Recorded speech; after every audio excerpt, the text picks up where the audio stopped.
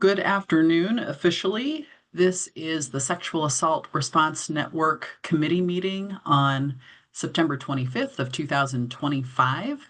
I welcome everyone today, our committee members and also our guests who are going to be speaking with us today.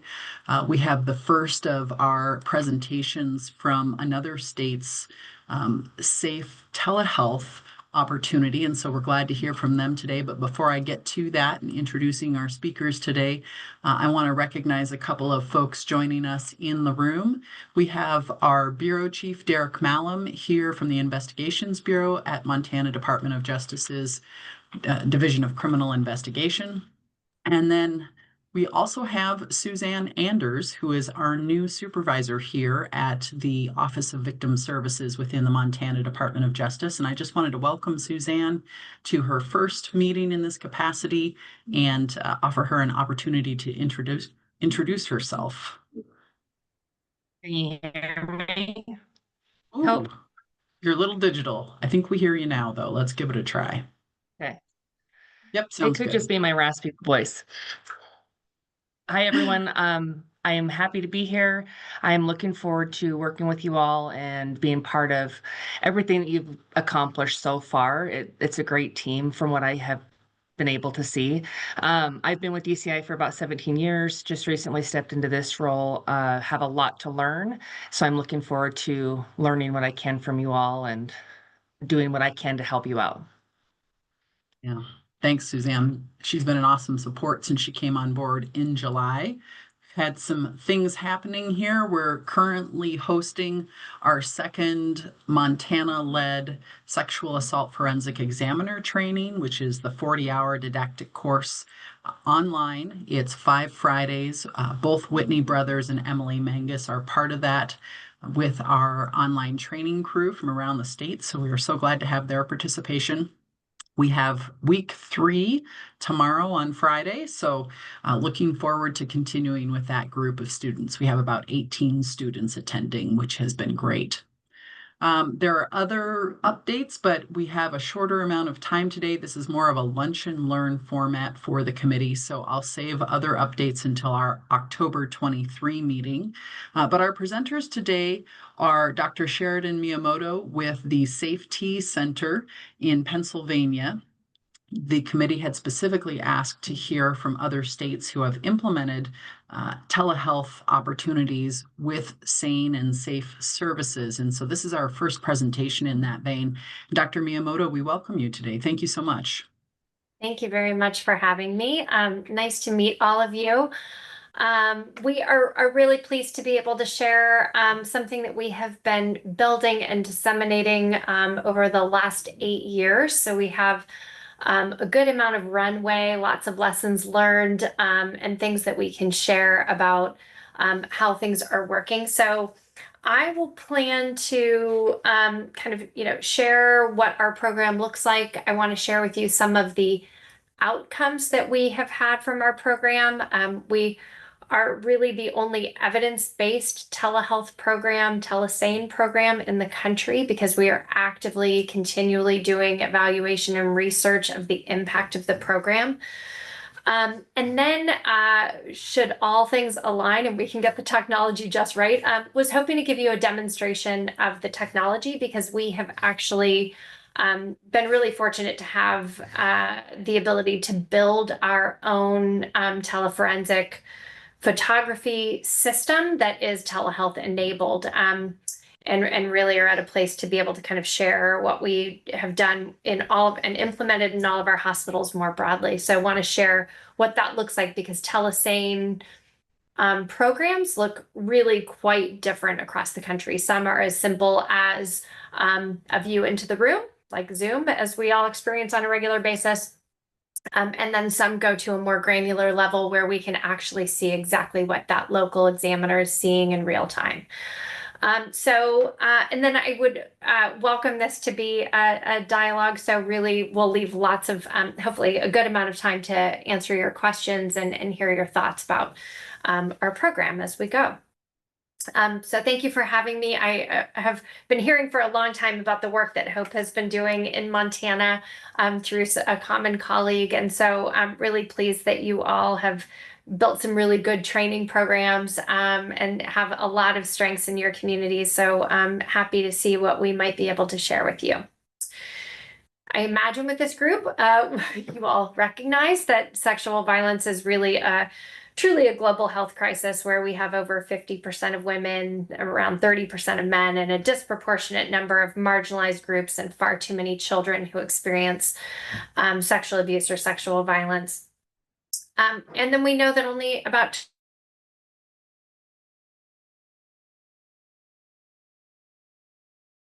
for healthcare. And that's kind of immediately after an assault. That's a place I'd really like to see us be able to make some change.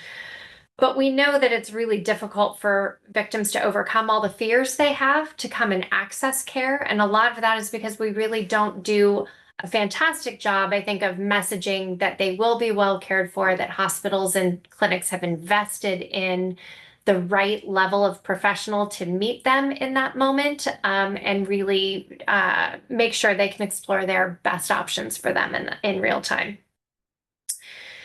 And the consequences of untreated or poorly treated sexual assault are really profound.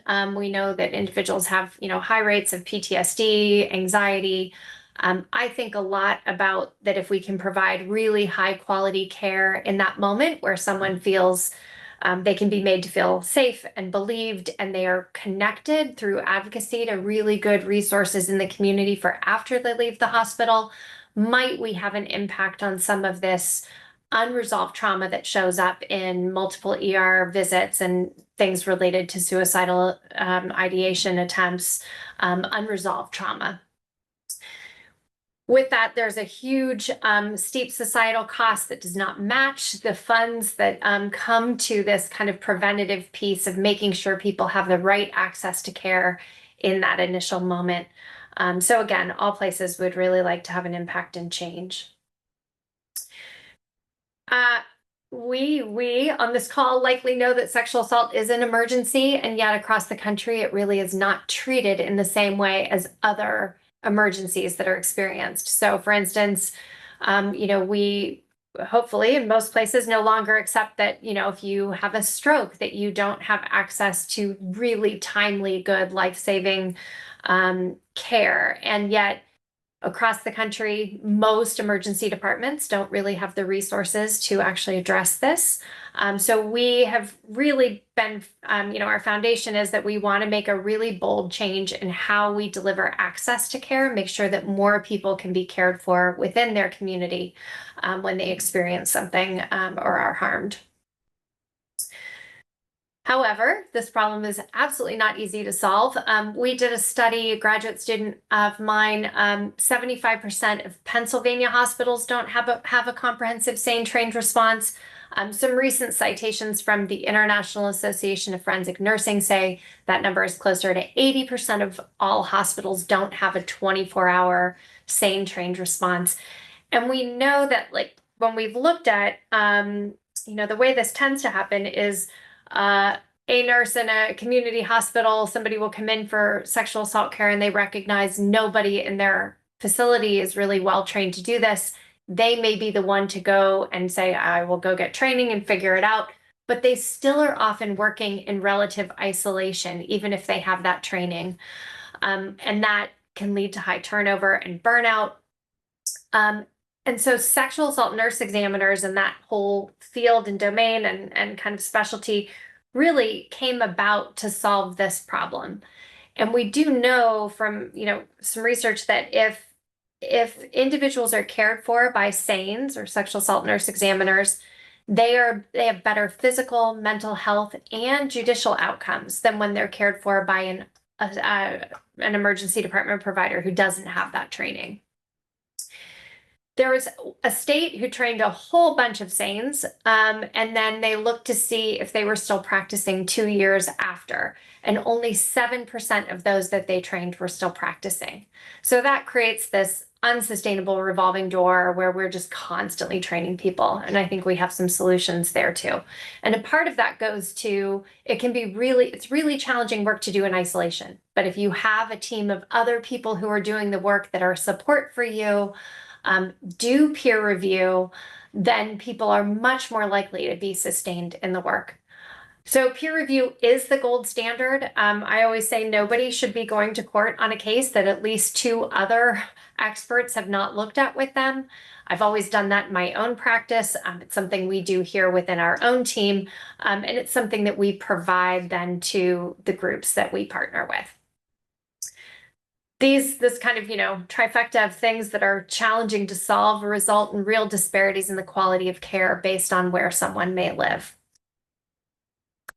So I'm going to share a little bit about what we've built with our program, and just a little background. I didn't share my background with all of you. I began my work at UC Davis. I'm a pediatric SARN, and did forensic care for physical abuse, sexual abuse, and neglect in California since 1997. In 2002, we created, that was when telehealth was kind of just beginning. We had colleagues who were doing telehealth in the ICU. And we said, gosh, we regularly try and have people drive 5, 6, 8 hours to come and attend a meeting every other month where we could share cases and support people in more rural and distant communities. So we said we could really benefit and utilize telehealth to do this. So we launched a telehealth program at UC Davis in 2002. And that was really the foundation for where we learned how might we do this through telehealth.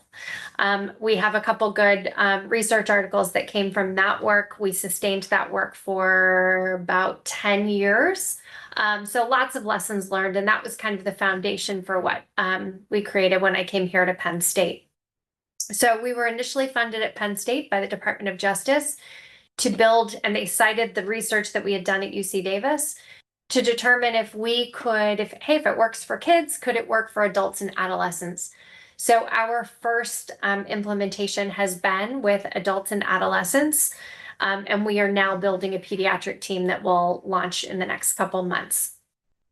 So I'm just going to share some of our safety system program components. Our mission is to partner with underserved communities to enhance compassionate, high-quality sexual abuse and intimate partner violence care, so both. Our system is really a hub and spoke, and we do have a couple models. So I just am going to kind of share the larger model, or the model that we built first, and then talk with you about how we can kind of scale to sites that may not have local SANs. But our initial program was really to, keeping at the center, equitable access to SANE care within a community. The way that we envision this may be very different from other telesane groups that you speak with. So the way that I see us making the greatest impact in this field is that we did not build this to be that you have an expert on one side and eyes and hands on the other. Instead, we really want to build capacity in local communities, recognizing that every community already has things they do really well. So building on those strengths, figuring out where there might be gaps, and then we act as preceptors and kind of a core expert partner to that local nurse, all the while building their capacity. So the way that might look in practice is we do a huddle together. Both the local nurse and the telesane would meet on this device that you see here, which is our telesane cart, outside the room. And they would maybe have a 5 to 10 minute huddle where they would say, okay, I'm going to use Brenda because I can see you. Brenda, have you done any exams before? How many have you done? What do you know about this case? Just so that we can kind of talk through what are some of the things that we should be thinking about together. So we really pose this as we together provide the very best care for the patient. And then, I might say anything that you're worried about, how can I support you today? And how might we talk together if there's something that I want to step in? What would feel okay to you? So we would have all of those conversations before we go in the room. Then you would bring me, if I were the telesane, on the cart into the room, and we would offer this service to the patient by saying, I'd say, Brenda has, or Brenda, you might be doing this. Brenda has a lot of expertise. She's, got good training in her area, but I've seen, about 3,000 cases like this. And so together, this exam takes some time. There's a lot of things to think about. You're going to have two nurses that are thinking with you every step of the way. And we think this provides you the very best possible care. Is this something you want to engage in? And I know one of your questions is, how well is it accepted? I'm going to share that data with you in a moment. In almost all circumstances, people say yes. And the feedback we get from patients on the back end is, I can't believe there were two nurses who sat with me through this entire exam. So if, let's say, Brenda is relatively new at this and maybe hasn't done it and has done other things, some of the things that we're focused on, everybody's really focused on the kit. But we know that very few of these things actually go on to prosecution. So while that is important, and I would love to see that, those metrics change too, some of the most important things we do is making sure that we are engaging in really trauma-informed care throughout. And sometimes that's just really hard to know exactly how to do. None of these are black and white. You may have a anxious mother that's there with the person who's been victimized. I mean, there's a lot to manage. And so sometimes just even having two people, while Brenda might be trying to get her materials together, I can be talking with the patient, or I may see something on, pass over that patient's face that looked like they just really didn't understand what we were talking about. Or we get so focused on the task-based pieces of, now I'm going to do this, I'm going to do this, but we haven't described to the patient why we're doing what we're doing, why it might matter, and refocusing in on, is this part okay with you? Kind of getting that informed consent throughout the process. So there are a myriad of ways that we kind of intervene in real time, both supporting Brenda, the patient, and making sure that all those components exist there. We also, though, can see exactly what the local nurse is seeing as they do the exam so that we can intervene on best practices around evidence collection, photography, all of the other pieces that will matter should we be able to move this forward to a justice outcome if that's what the patient desires. We also do on the front end or back end training, precepting, ongoing education for all of our nurses that are partner sites with us, and we give them CEUs for that. So we're really creating kind of an elite telesane, or not telesane, an elite sane community that both our partner nurses and our telesanes learn and grow together in their practice. So this looks like a number of things. So that gives you an idea of how the telesane might show up on the iPad. If we look right here, and she might be, talking and can support both that patient and local nurse. We can do body shots, so the device comes off of the stand, and we can really quickly do good body shots. And when connected, the patient or the telesane is able to see everything as that exam is happening. So we can see exactly what that local nurse is seeing on the body. This gives you kind of a visualization of that. I'm going to actually see if we are successful at demonstrating that. I'll give you a sense of what this technology looks like. Overall, we have two programs. One is a Safe Place program, and one is a telehealth equitable access model, or Team Safe. We have two programs because the Safe Place model, which is we can train local nurses, although you all have your own great training, but we can do ongoing kind of training and support, would be for a group of nurses at a hospital where you may have a sane team, and yet they have a low volume or not a sufficient volume that they still need some quality assurance, precepting, and support during exams. Or you have a team where they're relatively new and they just haven't done very many cases and they really need that level of oversight. That's kind of what our Safe Place hospitals look like. Team Safe is really built for groups that may not ever be able to have a full comprehensive sane team. It's a critical access hospital. They only have 2 nurses working at a time. It just may not make sense or there may not be the appetite to kind of have them be sane trained and feel like you could have a 24/7 response. And in those circumstances, we help whatever nurse shows up on the other side. And we're having really good success with that program as well.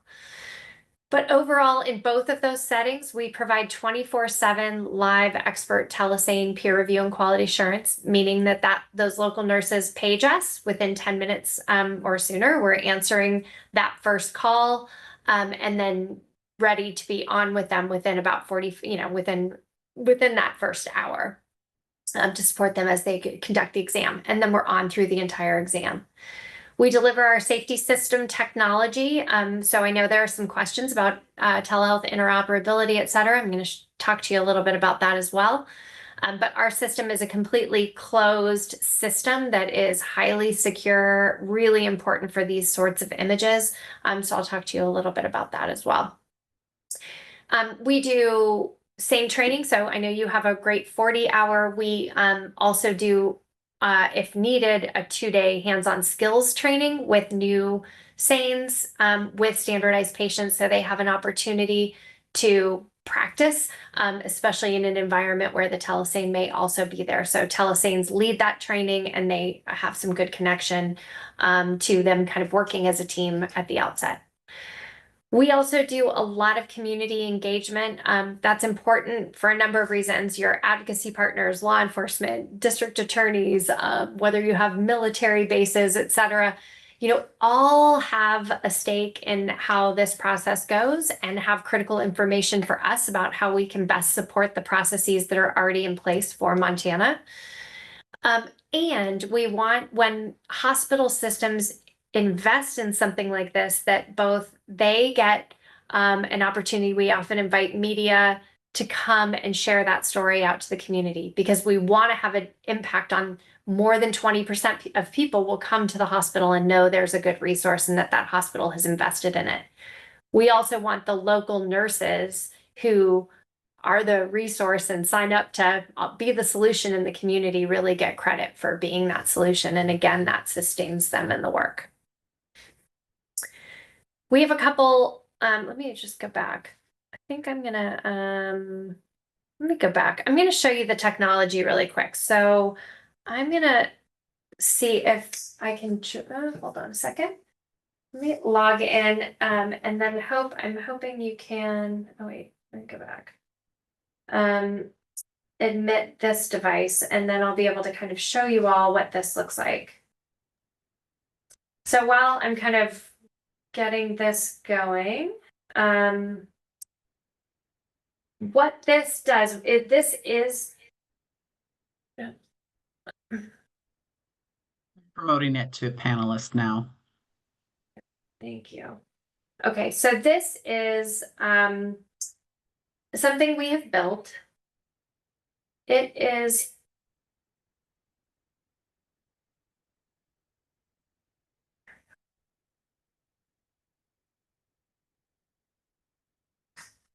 can you see the screen? We're still seeing your laptop. Do you want me to stop that share? You can stop that share and then let's try this one.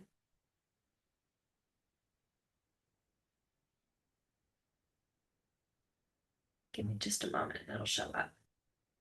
It's coming. It's here. There you go, great.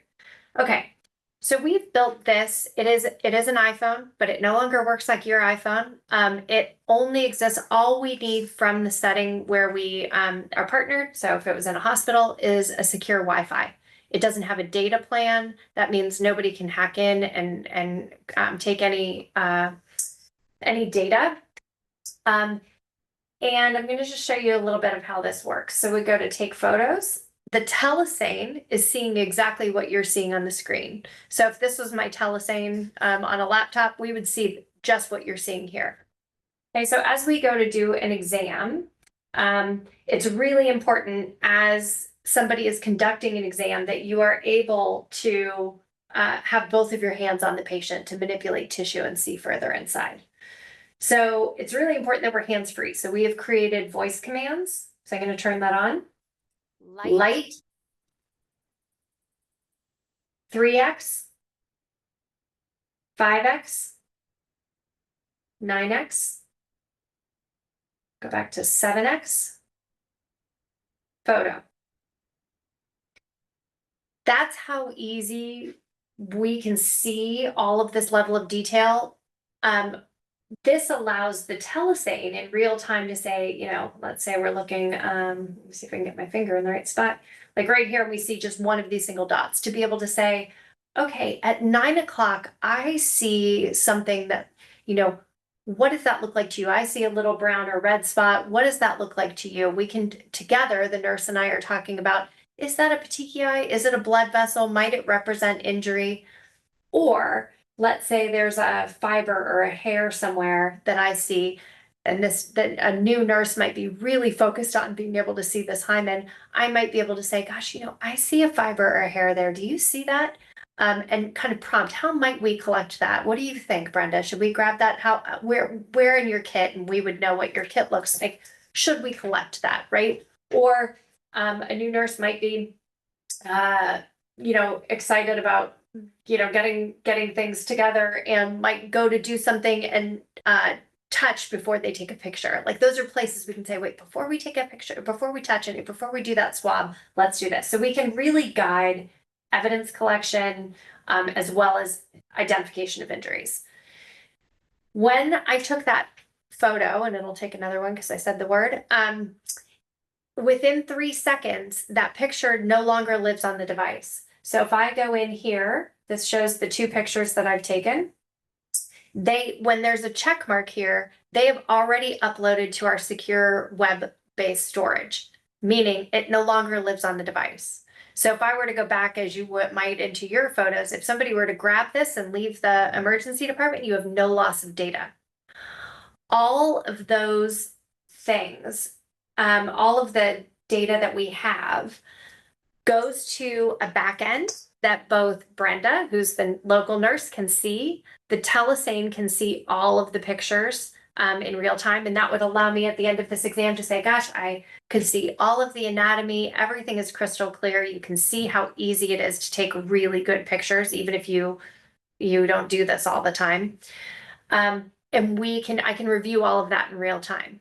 Separately, there's an entire back end that has all of the data. So the other piece that we built in is that we can go back. Let's say I'm done taking photographs, and now I need to stop the voice commands. And now I can go back to here. I can scan We lost your screen share there. Yep. Okay, hold on. I'll start again. I can share documents. So I can quickly scan documents through here, and it's going to look for paper, and it would just, as soon as I get a square piece in there, it would start taking pictures of that. And we would be able to have all of the telesane documentation also goes to secure cloud storage.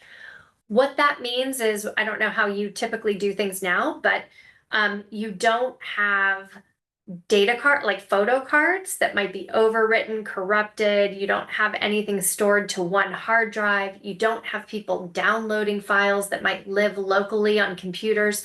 All those potential risks around corruption, loss, or security issues are really solved with this program.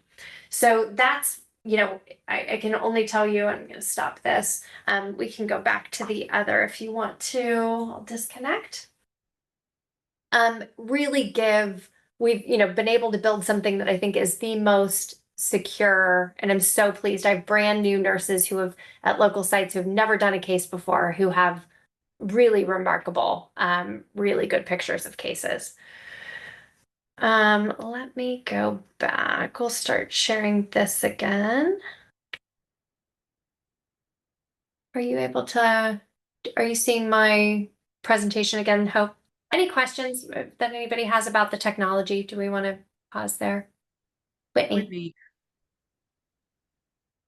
I just had a quick question. Does the camera take videos or is it only photographs? So only photographs.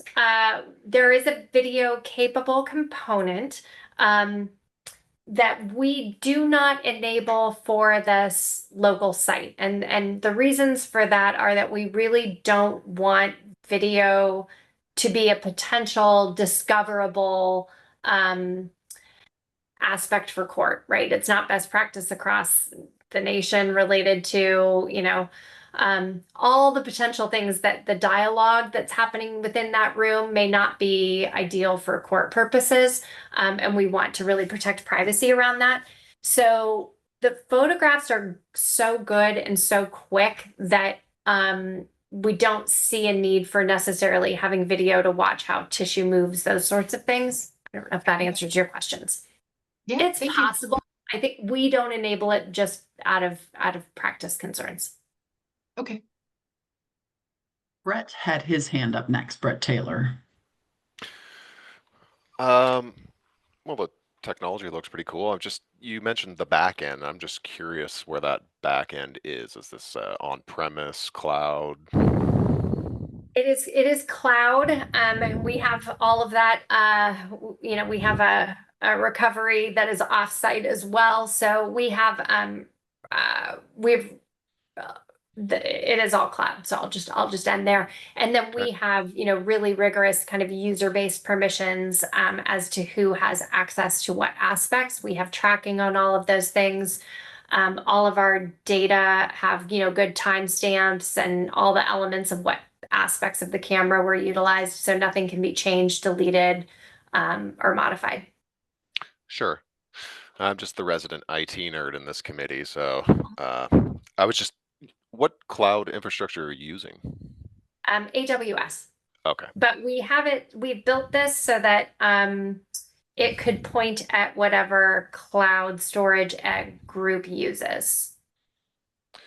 So It let's say has to be cloud, or is it possible for an on-premise solution? I'd have to get back to you on that. We've built it for cloud. Okay. I'm not sure that we couldn't. I'm sure we could figure that out. I mean, on-premise is really just a cloud. I mean, think about it. It's just the way that it's deployed. That's really all I was curious about. Thank you for the information. Yeah. We have Detective Gadarian. I guess I was curious how long the transition period was for you guys to implement this and then all your nurses feel comfortable using it. Great question. The implementation is a really interesting one. A lot of it depends on, so we have launched a new site in as quick as a month. They were highly motivated and they needed a solution right away. That meant that they put a ton of resources into making sure their nurses had time to get some training and do their things. And legal was like right on top of their game to get MOUs and things in place. That's aggressive. I've never seen anybody else do it like that. But we were like, if you would like to, we can make it happen. I think the more common time frame from like really good initial conversations with health systems to launch is probably between 3 and 6 months. Again, with motivation, it takes some time and resources on the site to like keep the balls moving forward. Nurses, I think you would be surprised. I mean, even had like more hesitant nurses. So a couple things happen when nurses hear that they don't have to do this alone. I think nurses feel the weight of like, this is a big, important thing to do, and I don't want to mess it up.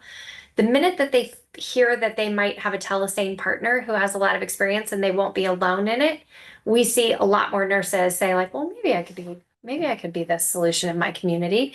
And we really try and we have captured that like even in places where they don't have sane nurses, that they will join and they're like, oh, that was kind of cool. Like maybe I could do this. Maybe I do want to get sane training now. We kind of move groups toward that. And I think, we've had nurses who have done 1 or 2 cases and just say like, that was pretty cool. I think it went really well. And where I can look at the case and say, wow, they took great photographs. And then we look at the patient's response and the patient rated their local care as excellent or very good. And that's remarkable for somebody who's never done one. So I think if people can get over the fear that they may have around the technology, which is really so easy to use, or what it's going to be like to partner with somebody, once we can get people over that, it's fine. A lot of the concern tends to be before launch once we launch, like things are fine. And we are highly, highly selective about our telesane team that we do, extensive interviewing, extensive training, because we are not just looking for people who are, good practicing sanes, but we are looking for people who are good mentors and preceptors and, really hiring for that. So it very much feels like a supportive partner. And that's the goal. Awesome. Thank you. Yeah. And Mark Horn is next. Hi, I have a couple of questions. Number one, is the video conference connection part of that iPhone, or are those separate platforms? Yeah, great question. We are utilizing Zoom, but it is native and built into our device, so that we are not accessing multiple disparate things, which we've had to do in the past with other off-the-shelf technology that we've used. So this is native to our device, but it is a Okay. Zoom platform. Okay, and my other question is that the only camera that you use? Do you use any colposcopes or anything Yeah, no, else? this replaces the colposcope. We did a lot of I used to use a colposcope and I loved it because it has phenomenal optics, but it is not easy to use unless you use it all the time. And so we've now really done good. For a long time we were talking about building a custom lens that would be more like a colposcope, but then the cameras caught up, and now with the 3 lenses, we have designed our app to be able to determine which camera is needed and which settings. And so it's really remarkably good. And I think for unless you were kind of an expert examiner who uses a colposcope all the time, I would argue that this probably takes better pictures, especially for more novice users. Okay, thank you. Sure. Mr. Taylor again. So is it my understanding that this is a managed service that you're providing? Or is this instance that would be spun up in a organization-owned AWS instance? Yeah, so it's a couple different things. We are just at a place where we are able to we have created a company outside of safety so that we can scale more effectively and be in more places where this may be needed. So there are a couple models that I think could work. One, because we sometimes hear that, hey, there are a good number of experts. Let's say you have the group that might serve as telesanes in your community. You don't need ours. You just need the technology and the back end. Then we would be able to create an instance for Montana, and have it point at your data storage. Or if we were the telesanes, so right now, we are partnered in, and actually I think I'll get to it, so I'll share some of the data, but we're partnered in about 24 sites right now. We host all of that. We share the data back with the hospital by giving the HIM person, they get noticed every time a case is done in that hospital, that they have data to pull down, and then they can store it wherever they like in their electronic health record. But it makes it one person who's pulling data down, so it's not living on individual devices as other solutions work currently. I'm hoping I answered your question. Tell me if I didn't. Oh yeah, you did. Thank you very Okay. much. Okay, let me go back and see. I don't think I'm sharing anymore, so let me go back to Yeah, this. but we do have one more question. Oh, sure. Yeah, I had a question about the history taking. Do you find that that's something that's led by the nurse in the ER, or if that's led by one of the telesane nurses? Curious how Yeah, that seems to work. great question. What we try and do in all settings is to try and have the local nurse lead. So we might, do some like in that pre-huddle coaching around, okay, I understand, these things. Why don't you try? But if okay with you, I'm going to step in, should there be clarifying things? So let's say you were leading the questions and gathering that history, I might say, Whitney, do you mind if I ask a question real quick? I just want to make sure I'm understanding something, and go back and kind of fill something in. Or let's say you leapt, 5 steps ahead. I might say, Whitney, I may have missed this. Did we cover what's on page 3 of your form? And like, we might go back to that. So it's very much the way, for the nurses and physicians that it might be here, like you would precept somebody in real time. Like if we were in the same room and I was teaching somebody, I'd be like, oh, hey, did we do this? But it's a very supportive. Our goal is, and I think we've been very successful. It never makes the local person look like they don't know what they're doing. Right? Is in some ways that we do that might be, I've seen people go in to do a genital exam and they don't have gloves on, right? Like, I mean, that level of like intervention where I might say, to the patient, Bethany, I just wanted to explain Whitney's going to change her gloves a lot because we don't want to touch anything on you. And each kind of thing that we do is going to require that we change our gloves. So I just wanted to share that like Whitney's going to be changing her gloves a lot. And Whitney's going to go, oh, like, gonna go put some gloves on, right? Like, so there's lots of ways that the telesane can kind of do some of that where it's just an explanation to the patient and or, oh, hey, can we go back and revisit? I know this might be a different than where you were going, but I just wondered if right now this might be a really good time to kind of check in on your health and well-being. How are you feeling mentally? Like if we had heard something that made us think, ooh, we should probably be doing kind of safety and mental health check. So those are ways that we might go back and kind of intervene with history. And then probably with some guidance, depending on the ER nurse's experience, they would be the one doing all the documentation, but they might like check in and be like, oh, how would you document this? Or have that conversation with the telesay nurse, correct? Correct. So we do not do the documentation. We will review documentation so that people can kind of continually improve. We do that at the end. But once you finish the exam, the telesanes would have a debrief together, maybe while the advocate's talking with the patient. And then we provide a quality assurance document that has a drawing and has like how we would describe the findings that we share with you, and then you would decide like do you want to use, does that help you as you go to document some of your things? Do you agree? Do you want that to use some of the same words? Because sometimes we're working with people who just may not really know the genital anatomy in the same level of detail that we do, so that can just be helpful as a teaching tool and as a guide for how people may want to do some of their documentation.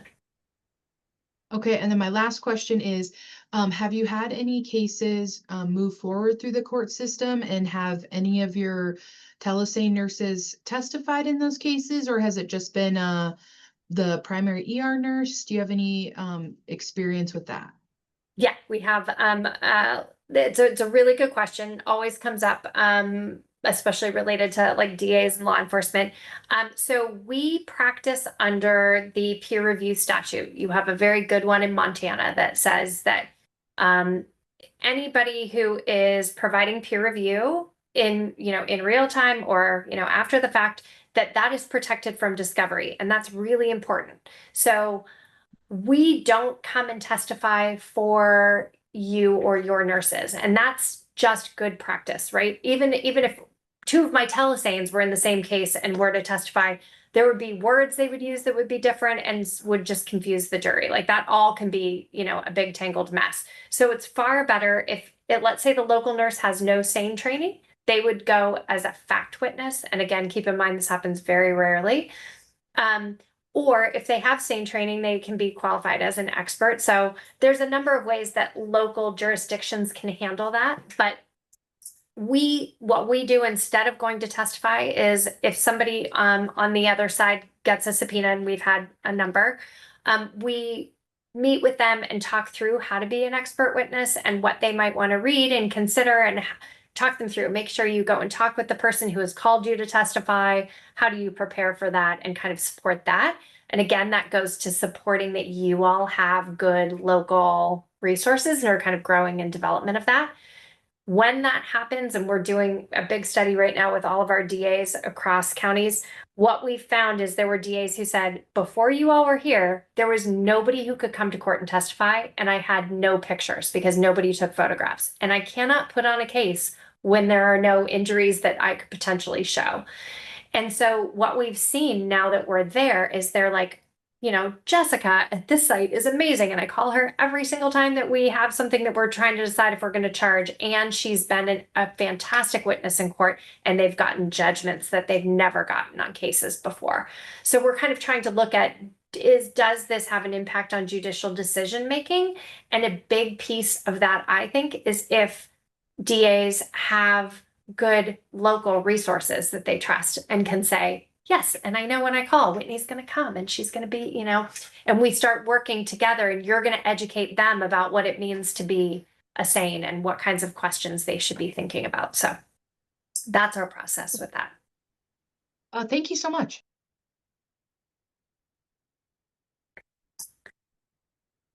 Okay, are we back to seeing that now? Get this out of the way. We are. Okay, fantastic. Okay, I want to get into some of our outcomes. I will come back to this. These were the two programs I was talking to you about. I can share these slides with you later. But really that we have kind of the two things. We can support very rural, no SANEs, all the way up to you have a full SANE team, but there's training to be done there, or they don't have enough cases, and they need kind of to build up to, and what we see even in the team safe that are typically our critical access hospitals is that as nurses work with us, they're like, cool, I could do this. And they do kind of start building, and you end up having more SANEs there than you would have expected. These are two of the studies that were done at UC Davis. We took all of the data from the sites where we were providing telehealth, all the photographs, all the documentation, and we did the same for control sites that did not have access to telehealth. We took all their photos, documentation, we de-identified them so that you couldn't tell whether it was a telehealth site or a control site. We gave it to outside experts who were not on our team, who graded it for quality. And what we found is that there were significantly higher quality examinations when people had access to telehealth across all the domains where we would have expected to have an impact on quality. We also saw that there were more complete examinations. So what I mean by that is that we could see all of the general anatomy, so that if an outside expert were called to court, we could say, yes, definitively, I do or don't see injury because I saw all the areas that I would expect to see, the hymen, kind of detailed genital exam. We also saw that local providers had more accurate diagnoses, or did they make the right finding? And we see that that happened more in telehealth cases. So this was some of that early evidence that Department of Justice was focused on as they then funded safety system. So these are our partner sites. We are currently on the left side, that's Pennsylvania. What's important about both of these is that the gray represent rural communities, and the white represent more urban and suburban. And so what's important here is that it is not just a rural problem. We, in Pennsylvania, we are in 18 sites, probably 6 or 7 of those are level 1 or level 2 trauma hospitals, fairly large size, have a decent nursing workforce, and yet still struggled to keep a SANE team together. But now we've been in those, some of those sites for 6 years with a really consistent SANE team. In Idaho, we just recently launched at the largest health system in Idaho. We have 3 sites that have launched, 4 sites that have launched. 2 more will launch in the spring, because one of them is serving as a control site before we get started.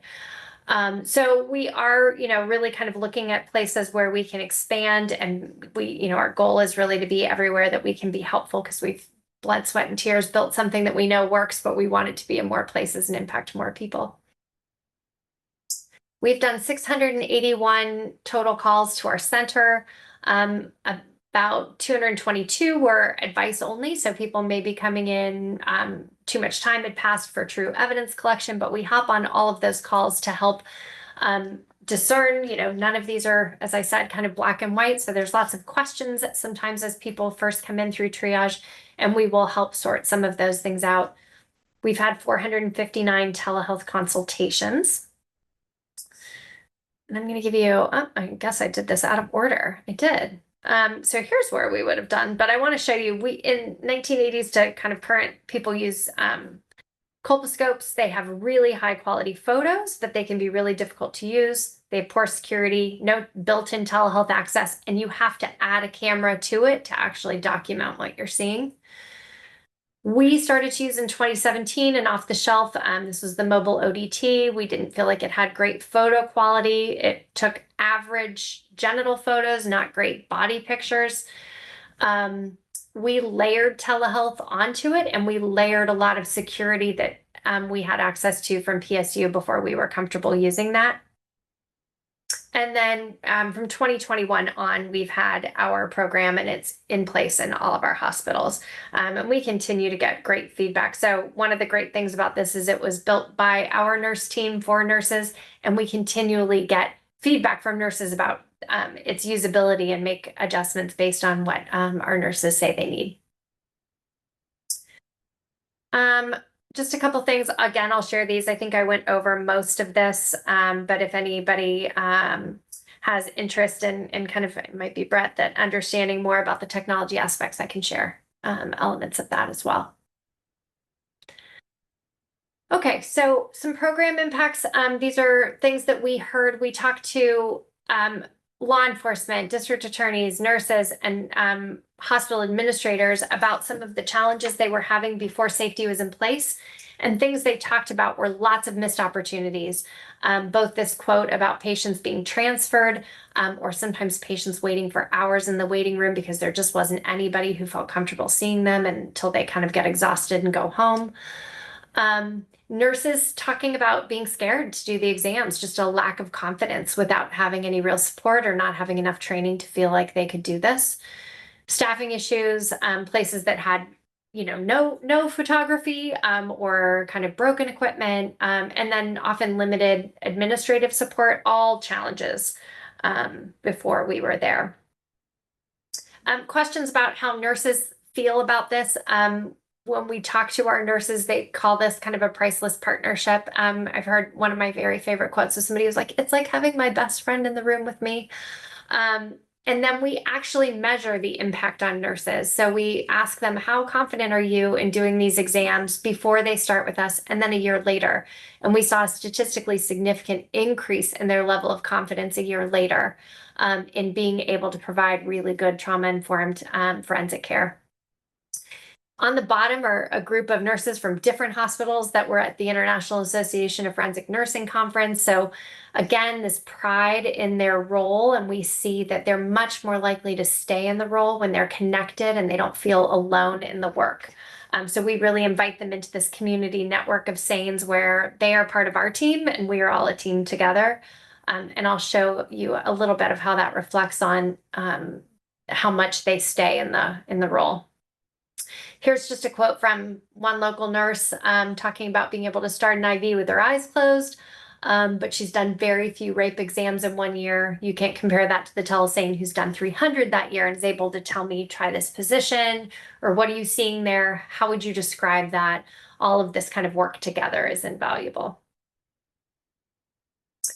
So this key piece about nurse retention, the benefits to nurses that they talk about are that they feel like they're not alone. They get comprehensive training, they get the live exam support, and they get guidance to be around courtroom testimony. After a year of being in the program, and this is for our local nurses, not our telesanes, 60% are still practicing as SANES in that same hospital a year later. And then when we look at 2 years, we're closer to 50%. But that's, you know, a good 5 times what the other state that, you know, didn't have telehealth. So we really do think we are instrumental in keeping people engaged in the work. When we talk to hospital administrators, the things they seem to care about are you know, and one quoted, you know, that he said, hey, we are a critical access hospital. We are not expected to do open heart surgery, but we absolutely should be able to care for somebody if they're harmed in our community. So a lot of the people that are driven to our solution are those that just say, we should be able to provide better care in this domain. But we also hear that there are some real financial benefits, right? More efficient emergency department flow. That if you don't have to take a physician or a mid-level provider out of rotation, those are 8 more patients that might be able to be seen within that 3 to 5 hour time frame rather than waiting in the waiting room and potentially walking out without being seen. And then just the other is compliance with sexual assault best practices that is going to matter, especially as we think about court.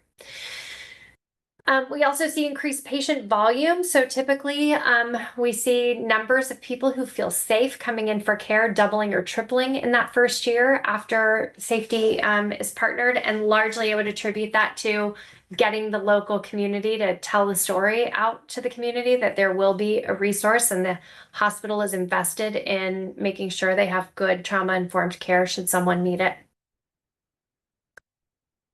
Telehealth acceptability. So I know this was a question for you all. Of our consultations, 91% of eligible participants consent to a forensic telehealth exam. And I will tell you, we've looked really closely at that 9%. For the most part, there are 2 things that happen that contribute to the 9%. It is either that somebody is having kind of an acute mental health crisis, and even if the telesane were on, that's a place where we sometimes say, hey, hold on, we're going to pause. This exam is not the most important thing right now. We're going to make sure we take care of you and address this kind of mental health need first. The other part are places where a local nurse might say, hey, we have telehealth for this. Would you like it?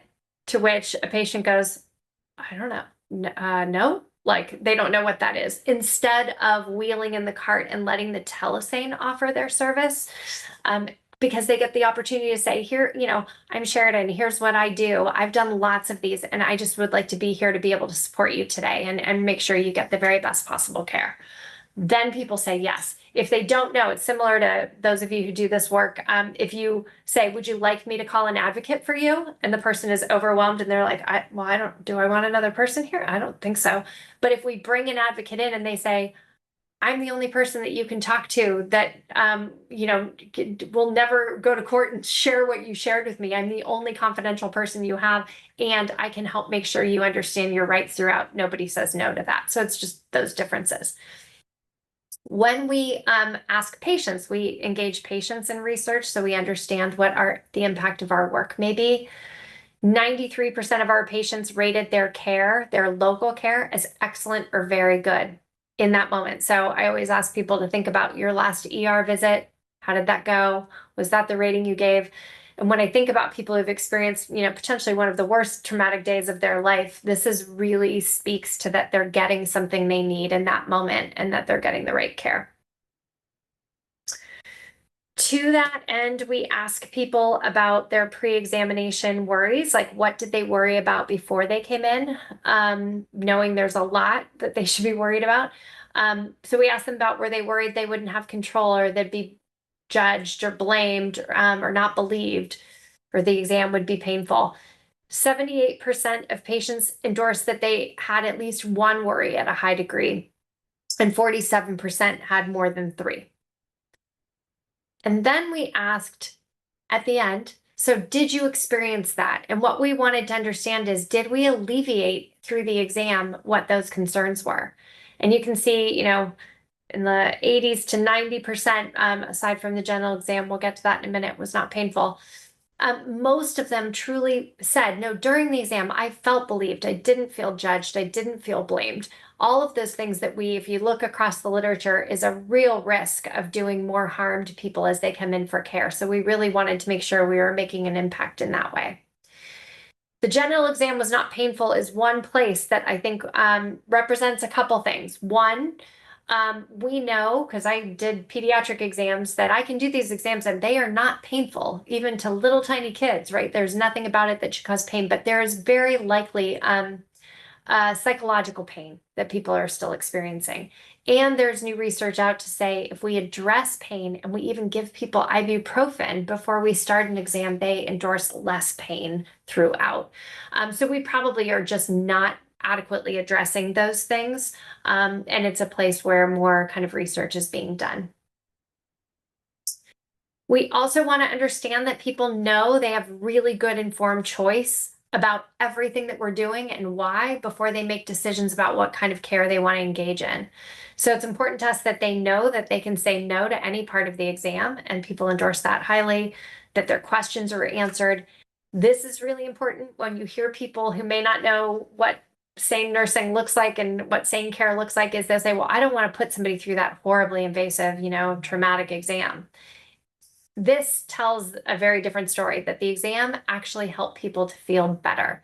And I think this is the entire key of what we do when we do sane care well, is that we leave people that they feel believed, they feel safe, and that they have a pathway and connection to that advocate who's in the room, who's going to make sure that they have a warm handoff and get services after they leave the hospital.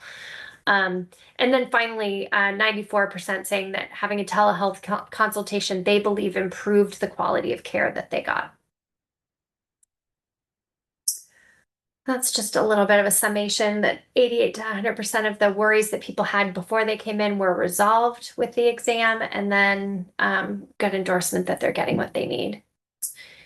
We have a really robust team. I'm fortunate to be able to come and talk to you, but we have a lot of really passionate, dedicated people who work on making sure we can provide this and provide this more broadly. So we have our outreach clinical team, we have a research team, and we have a telehealth and IT team as well. We hire our telesanes across the country. So the little orange dots are all the places our telesanes live. And a big piece of this is because it allows us to really take the people with the very most experience across the country. They all practice locally in their own community and largely do this because they want to grow the next generation of sanes and be a support. So this just allows us to really kind of take people from all over. You all had asked a few questions, and this will be a great place. I just want to make sure I hit on some of them. So equipment compatibility, we have worked, as we went to institute things in Idaho, they said, we have telehealth in every single room in our hospital. Can you just tap into that? The answer is no, because they are not tapped into the auxiliary sort of viewing that we need to be real time and see exactly what that local nurse is needing. We also have a level of security that is encrypted, both at rest and as data is moving, that we feel is far better than anything else that is out there. So we don't interact with others. You can't use other technology if you wanted to have telesanes that can actually see what's happening in real time. Telehealth acceptability is really high. I can also share with you that when I was doing pediatric care, where the parents are kind of often making the decision, we didn't have anybody ever decline telehealth. And that was back in 2002, before we all had FaceTime and knew what it was like. So I think absent, critical mental health issues and a really good way of introducing the telesane, the acceptability is incredibly high.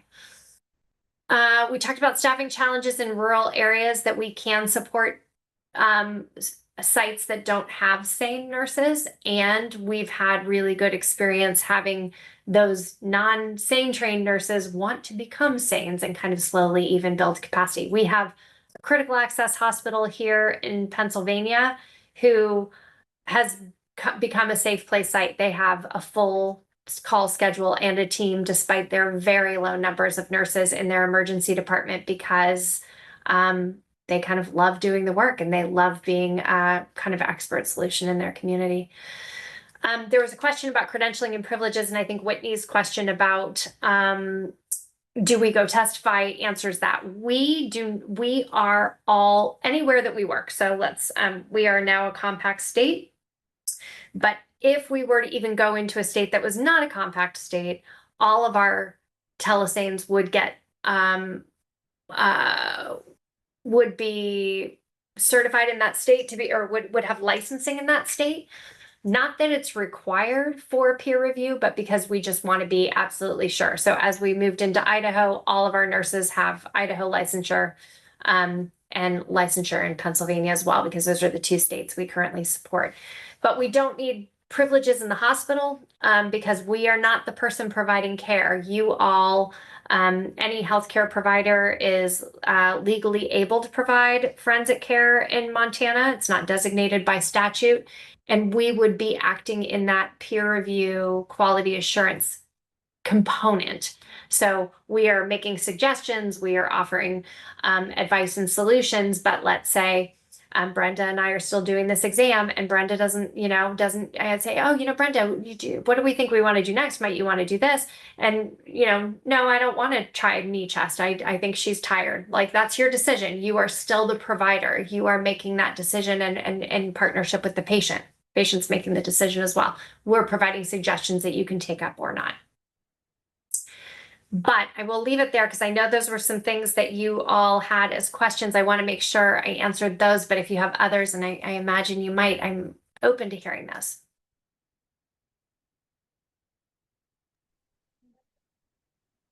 Not seeing any hands right now from the committee members. Oh, I spoke too soon. Mark Horn first. I'm just wondering, what is the cost of a setup for a site? Yeah, it's a good question. So there's a couple ways that we handle this. We are always writing grants and trying to, the very best way that I think we can put this in place is to try and offset some of the early costs with grant funding, often because hospitals that want to do it haven't mapped it out and planned for it in their ED funding plan. So we try and give people a little bit of a runway and say, how many cases do you do? And about within 2 years after grant funding might expire, that there's kind of the hospitals better able to take on that burden. It also somewhat depends on how many sites. So I'll just say that if we have a health system, which I think is a really good way to think about bringing this on, is to make sure that the entire system has a solution. That might create some efficiencies of scale. But in general, as we partner with hospitals, the technology and kind of onboarding setup, I'd say can range between, about 25,000 for that first year, just kind of getting up and started.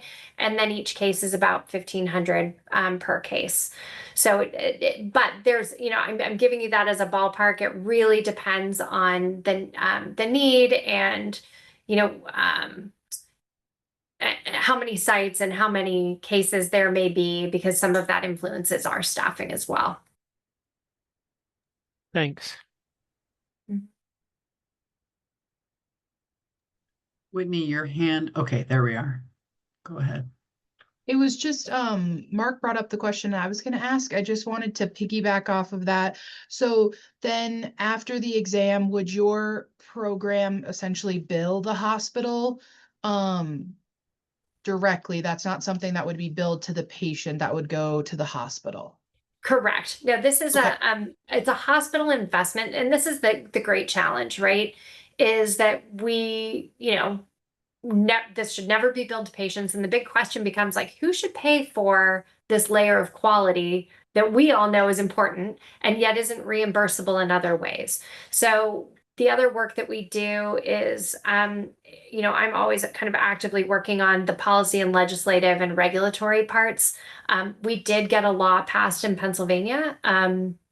We had a state senator who was watching the ABC Nightly News where they talked about, if you're harmed, where would you get SANE care? And his wife said, is this a problem in Pennsylvania? And he said, I will find out. And we talked about it and worked over a couple years to help his staffers really develop a bill. It unanimously passed the House and the Senate, and the goal of it is for the Department of Health to have funds to grant to hospitals to build programs that would increase quality and allow SANEs to be active in those communities. It hasn't had funds appropriated to it yet, but those are things that, as we've kind of walked that pathway, we're happy to share how we did that or support those things. So I think there's a couple things that are key. One, that can we support hospitals that might want to write grants of their own? We can write letters of support. I mean, and then really the ultimate goal would, on a more federal national scale, is really to work for this to be more of a standard of care. If you don't have SANEs, you should have access to something that makes sure that SANEs are present during those exams. Thank you.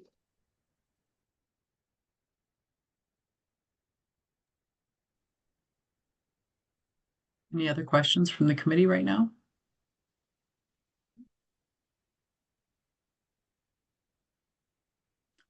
Celine? Hi, thank you so much for being here today. So I am an assistant attorney general. I was a prosecutor, your version of a DA here in Montana for a number of years doing these cases. Have you survived any challenges to this peer review classification? Has it been brought up in court that you're aware of? Montana has No, a really heightened right to confrontation, and Mhm. I have some concerns that could be an argument that this isn't peer review. And so I was just wondering if you had dealt with that. Yeah, we have not. Again, we started this work in California. And we did many, many cases there that are not included in these numbers. We did not have that issue there. We often do meet with DAs as we launch in communities, making sure they kind of understand the role.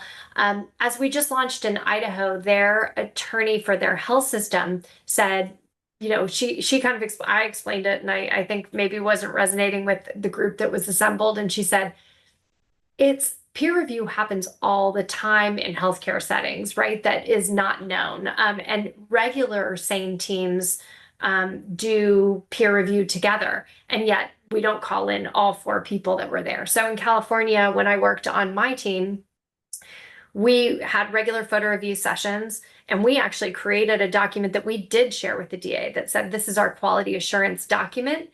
We intentionally didn't put everybody's name on it, but we would say this represents at least 3 healthcare providers from our center who weighed in and came to consensus about these findings. And we never had that challenge either. And it was a high volume site in Sacramento. We have not had any of that challenged in Pennsylvania. Idaho, the attorney at this, doesn't seem to have concerns. I hear you, though. It doesn't mean it's a non-zero.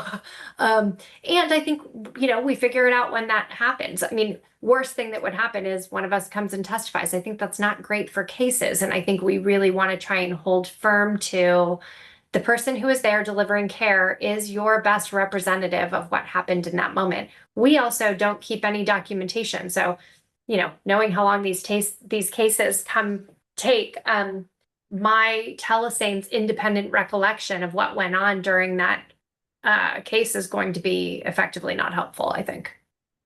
Okay. Thank you so much. Yeah, thank you. And good question. And if you have more thoughts on that, I mean, these are important things that I think we need to make sure we're always doing the best thing for the patient and that local provider as well. So if you have other experience, I'm happy to chat about that. Yeah, and I don't have other experience. I just am thinking generally that Montana's constitution gives more rights than other states and then the federal government.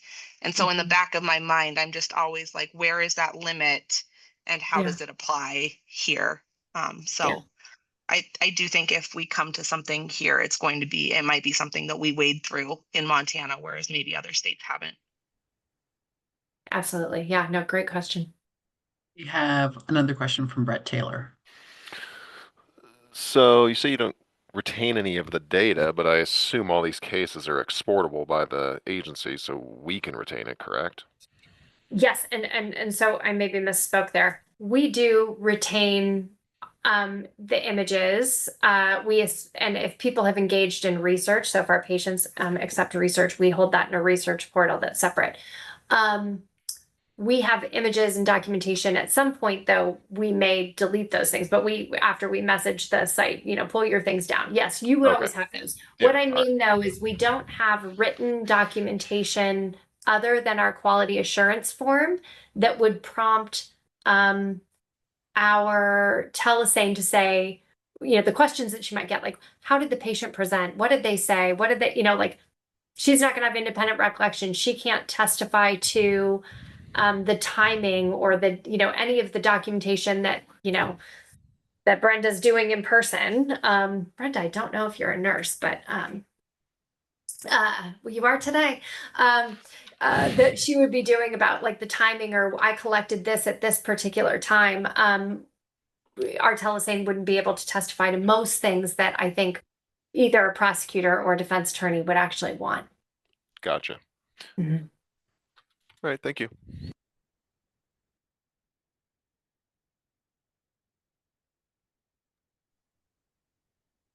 Anyone else from the committee?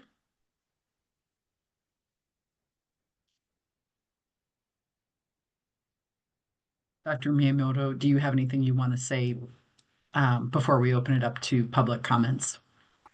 No, thank you all for your great questions. It's helpful.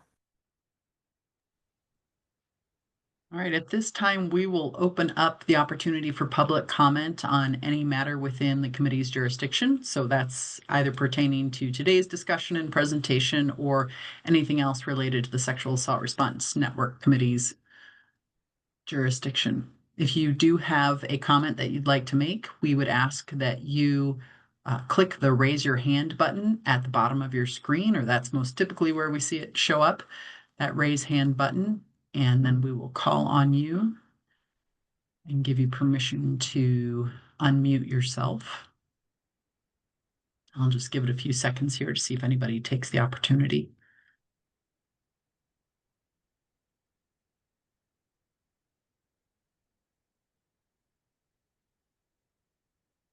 We don't have anyone on our public attendee list who is raising their hand at this time.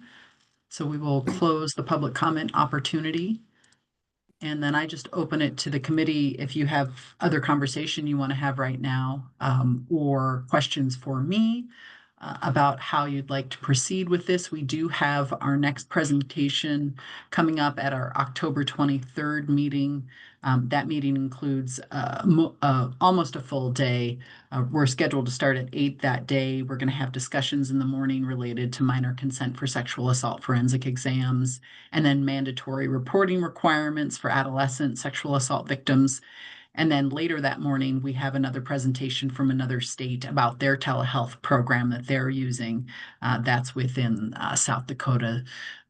And then later that day, we'll have in the afternoon, excuse me, continued discussion about sexual assault forensic exam payment structure here in Montana. So just as kind of an overview of where we're headed, does anybody have any particular thoughts or comments or questions or guidance based on today's presentation as I prep for the October meeting?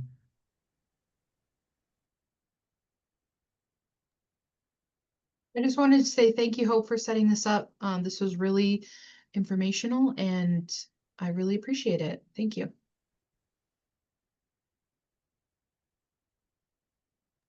You bet. If you have other requests of information that you'd like to hear on this topic, please don't hesitate to reach out and say that. You guys are really helping guide and direct what this conversation is and what you need to be thoughtful about the question.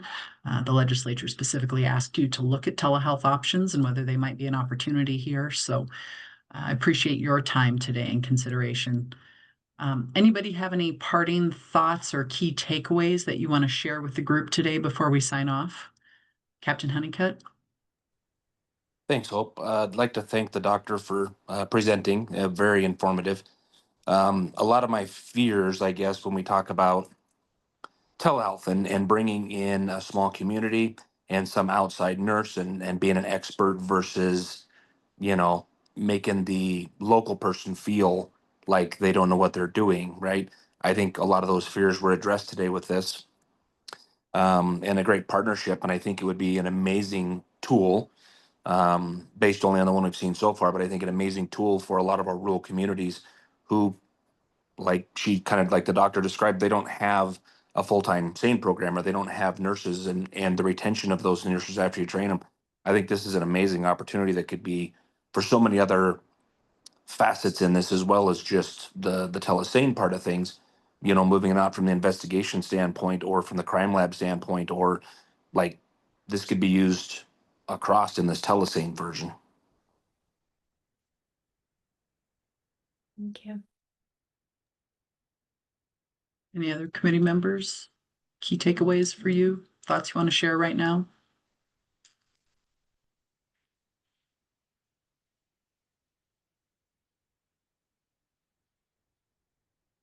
All right. Well, thank you very much, everyone. We will adjourn early today. And Dr. Miyamoto, thank you so much for your time and attendance today. We greatly appreciate it. Thank you all. Nice to meet you. Bye. Bye. Thank you. you.